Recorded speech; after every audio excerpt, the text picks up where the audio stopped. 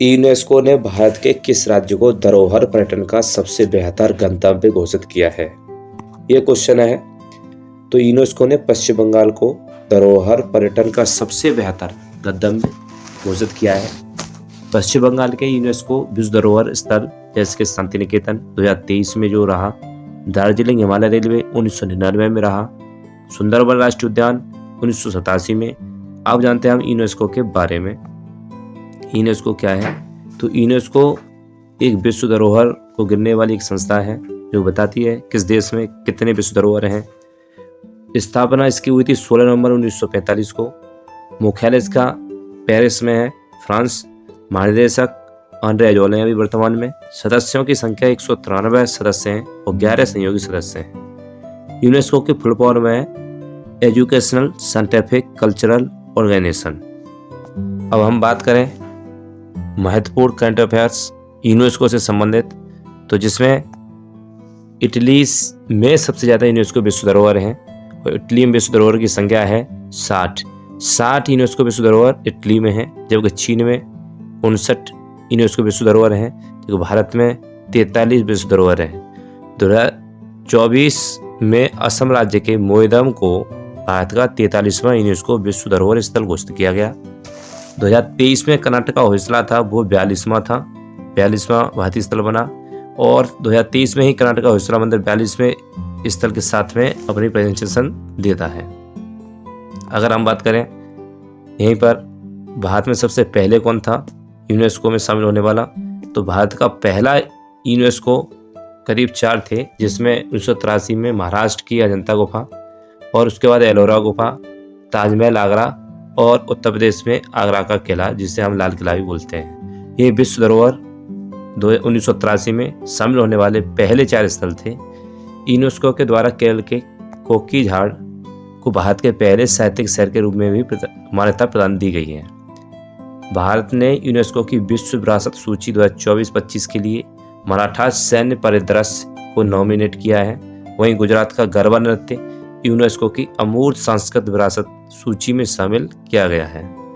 अगर हम बात करें आगे अगले क्वेश्चन की, तो इसमें है केंद्र सरकार जीडीपी गणना के लिए आधार वर्ष को 2011-12 से संशोधित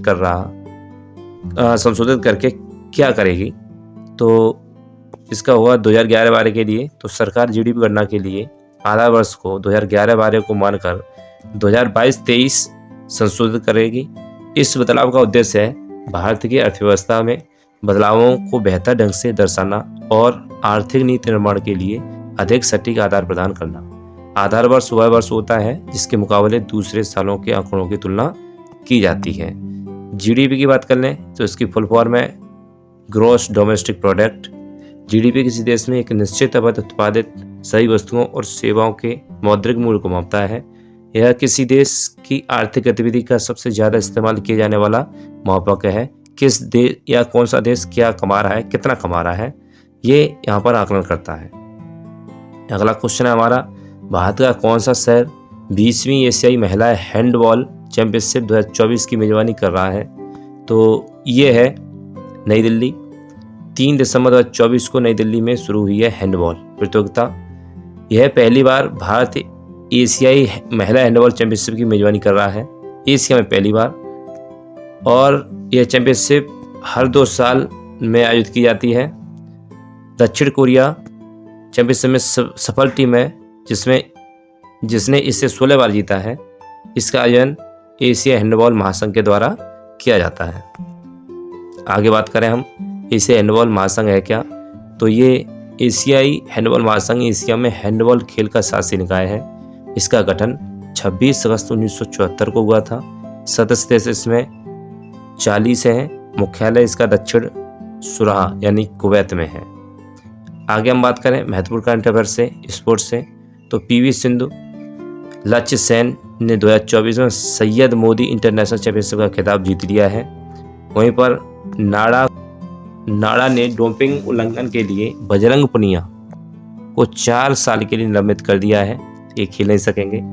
13 वर्षीय वैभव सूर्यवंशी आईपीएल के इतिहास में सबसे युवा खिलाड़ी बने हैं। वहीं पर एंटोन सेन ने चाइना मास्टर 2024 में जीत हासिल की है। रितिका हुड्डा ने विश्व सैन्य चैंपियनशिप में स्वर्ण पदक जीता है। नॉर्थ ईस्ट यूनाइटेड FC ने गवर्नेंस गोल्ड कप जीता था। वीमेंस एशियन चैंपियन ट्रॉफी 2024 का खिताब भारत ने चीन को हराकर जीता है। वहीं पे भारत 2025 में पहले खो-खो विश्व चैंपियनशिप की मेजबानी करेगा। अगली बात करें तो पश्चिम बंगाल ने चौथी राष्ट्रीय फेंसिंग चैंपियनशिप में जीत हासिल की है। आगे अगला क्वेश्चन है 3 दिसंबर 2024 को भारत सरकार के सुगम्य भारत अभियान के कितने वर्ष पूरे हो गए हैं? इसमें ऑप्शन है 8 वर्ष, 10 वर्ष, 5 वर्ष या 9 वर्ष। तो सही जवाब है 9 वर्ष।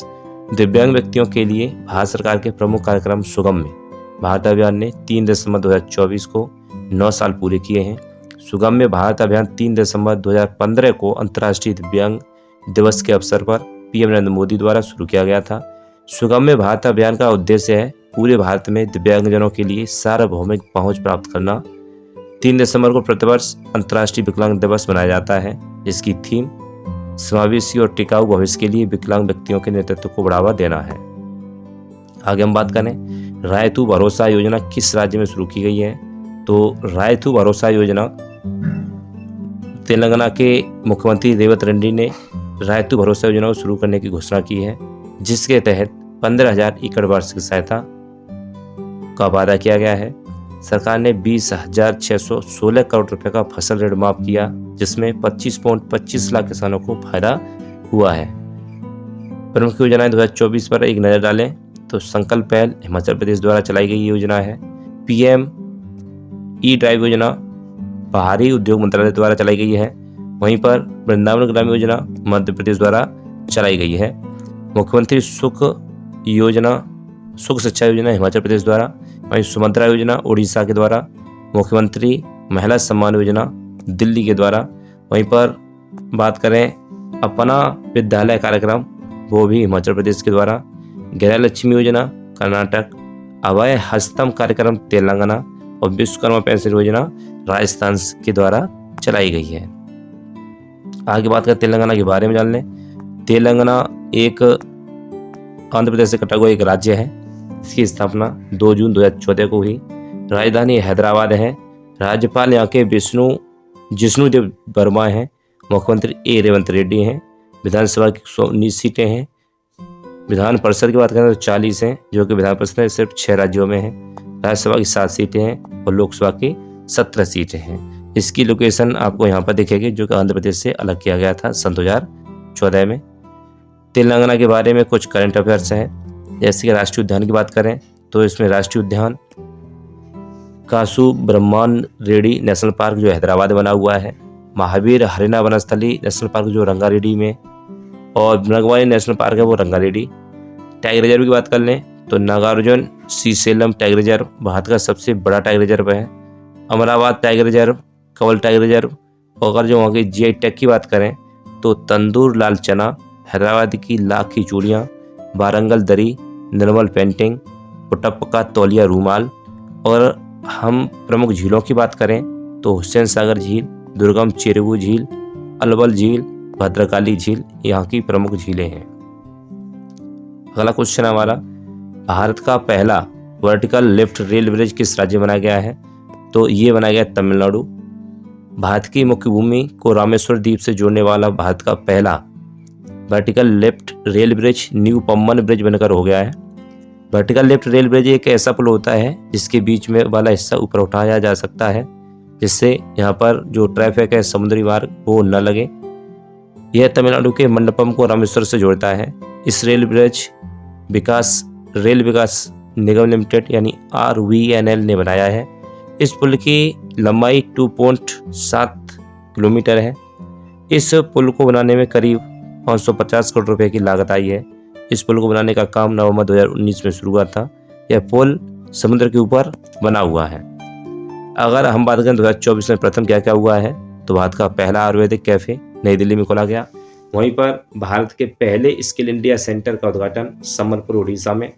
सेमीकंडक्टर नीति को लागू करने वाला पहला राज्य गुजरात बन गया है। वहीं पर ट्रैफिक ऑडिट करने वाला पहला राज्य बिहार हो गया है।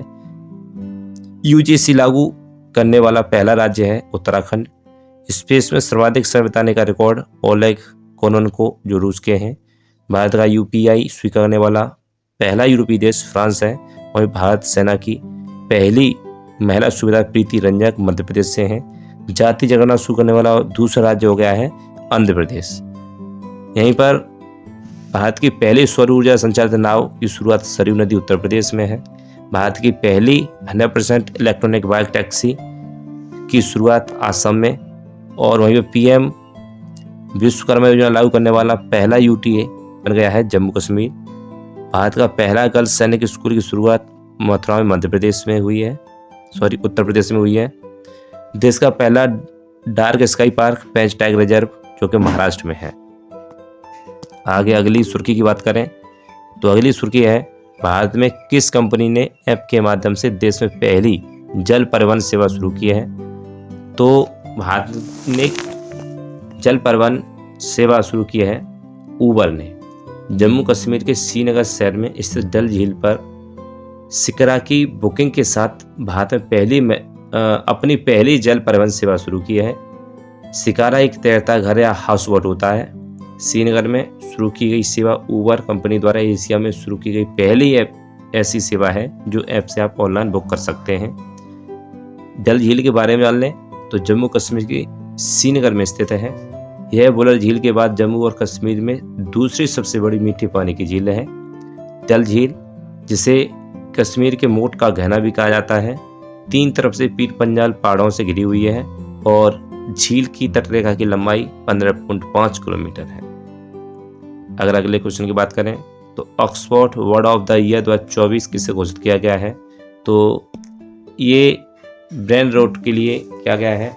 Oxford word of the year 2024 brain rot कुछ ना गया है। ब्रेन रोट को किसी व्यक्ति की मानसिक या बौद्धिक स्थिति की कथित गिरावट के रूप में प्राप्त किया गया जाता है। ब्रेन रॉट शब्द पहली बार 1854 में दर्ज किया गया था। 2023 और 24 के बीच इस शब्द के उपयोग में 230% की वृद्धि हुई है।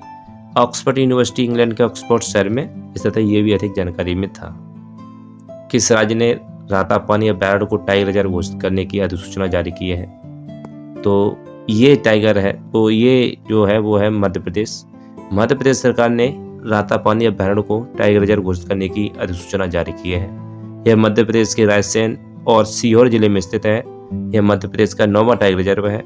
इसका कोर एरिया 763.812 वर्ग किलोमीटर है। हाल ही में मध्य प्रदेश सरकार ने शिवपुरी जिले में स्थित माधव राष्ट्रीय उद्यान को टाइगर रिजर्व घोषित करने की भी अधिसूचना जारी की है। वर्ष 2022 की गणना के अनुसार मध्य प्रदेश में 785 बाघ हैं, जो कि भारत में सबसे ज्यादा बाघों वाला स्टेट बन गया है। मध्य प्रदेश के अन्य टाइगर रिजर्व की बात करें तो कान्हा, बांधवगढ़, पेंच, पन्ना, सतपुड़ा, संजय, नौरादेही और माधव टाइगर रिजर्व हैं। अगले मध्य प्रदेश की बात करें तो इसका गठन 1 नवंबर 1956 को हुआ। राजधानी भोपाल में है। जिले 55 हैं। यहाँ के राज्यपाल गंगूबाई सी पटेल हैं। मुख्यमंत्री मोहन यादव हैं। विधानसभा में 230, राज्यसभा 11 और लोकसभा में 29 सीटें हैं। अगले क्वेश्चन की बात करें उससे पहले हम मध्य प्रदेश करंट अफेयर्स देख लें। 1988 बैच के IPS ऑफिसर कैलाश मकवाना मध्य प्रदेश के नए DGP बने हैं, जो इम्पोर्टेंट है मध्य प्रदेश वालों के लिए। मध्य प्रदेश में लाडली बहना योजना की शुरुआत भी की गई है। मध्य प्रदेश की गोंड पेंटिंग को GI टैग मिला है। 50वां खुजराव नृत्य महोत्सव खुजराव में आयोजित किया गया है। मध्य प्रदेश के ग्वालियर में अटल स्मारक बनेगा। और मध्य प्रदेश का बुरहानपुर देश का पहला हर घर जल प्रमाण जिला भी बन चुका है। हाल ही में किस देश ने पेड क्लाइमेट लीव की शुरुआत की है? तो ये हाल ही में पेड क्लाइमेट लीव है क्या? इसके तहत कर्मचारियों की मौसम की आपात स्थिति के दौरान यात्रा से बचने के लिए 4 दिनों तक की छुट्टी लेने की अनुमति होगी। और ये शुरू किया है स्पेन सरकार ने, जो कि यूरोप में पड़ता है। इसकी हम लोकेशन बता दें तो ये इस यूरोप है। यूरोप में ये छोटा सा आपको देश दिख रहा होगा यहाँ पर, ये है स्पेन। दक्षिणी पश्चिमी स्थित है यूरोप में और इसके दक्षिण और पूर्व में भूमध्य सागर है। और उसके उत्तर में फ्रांस और बिस्के की खाड़ी, पश्चिम अटलांटिक महासागर है और पुर्तगाल स्थित है। पिरेनीज पर्वत स्पेन को फ्रांस से अलग करता है। टैगस, सिब्रो और एड्रो स्पेन की प्रमुख नदियां हैं। राजधानी मैड्रिड है और मुद्रा यूरो। प्रधानमंत्री की बात करें तो यहाँ पर पेड्रो साचेंग यहाँ के प्रधानमंत्री हैं। अगली सुर्खी हमारी राजेंद्र प्रसाद की जयंती कब मनाई जाती है? तो ये मनाई जाती है 3 दिसंबर को। 1950 से 1962 तक भारत के पहले राष्ट्रपति के रूप में कार्य किया उन्होंने। उन्हें 1962 में भारत रत्न से भी सम्मानित किया जा चुका है। अगला सुर्खी हमारी किस राज्य सरकार ने प्रत्येक उपखंड के लिए कम से कम एक कानूनी सलाहकार की नियुक्ति करने का फैसला किया है? वो है पश्चिम बंगाल। अब पढ़ते हैं हम अपना पिटारा, जो जनरल नॉलेज से अभी तक पूछे गए क्वेश्चन हैं, जो इस हफ्ते में अभी जो परीक्षाएं हाल ही होगी उनमें इंटरपोल की स्थापना पूछी गई। तो इसका सही आंसर होगा 1923। इंटरपोल का मुख्यालय स्थित है तो फ्रांस के लियोन में। अंतर्राष्ट्रीय बायोस्फीयर रिजर्व दिवस मनाया जाता है 3 नवंबर को। भारत का सबसे बड़ा बायोस्फीयर रिजर्व है कच्छ, जो गुजरात की खाड़ी में है। भारत का सबसे छोटा बायोस्फीयर रिजर्व है वह डिब्रू सैखोवा, जो असम का है। मतदान का अधिकार के किस अनुच्छेद में आता है? वो अनुच्छेद 326 में। भारत की सबसे लंबी रेलवे लाइन कौन सी है? तो वह डिब्रूगढ़ से कन्याकुमारी विश्व की सबसे लंबी रेलवे लाइन है, जिसे ट्रांस साइबेरियन रेल मार्ग कहते हैं। रेलवे बजट को सामान्य बजट में किस वर्ष को अलग किया गया था? 1924 में। ये प्रश्न हाल ही में पूछे गए हैं। रेल बजट को कब दोबारा 52 वर्ष बाद आम बजट में शामिल कर दिया गया? तो 2017 में। नेहरू सेतु रेल पुल स्थित है सोन नदी पर। मेट्रो पुरुष शुभ नाम में कौन प्रसिद्ध है? तो engineer Sreedharan. Diesel locomotive works की स्थापना कब हुई? तो 1964 में की गई थी। तो हमारी क्लास यहीं संपन्न होती है। अगली क्लास के लिए आप बने रहें और आप सब्सक्राइबर नहीं है तो सब्सक्राइबर बने, और आपको मेरी मेहनत अच्छी लगी तो इसको लाइक करके जरूर जाएं। धन्यवाद।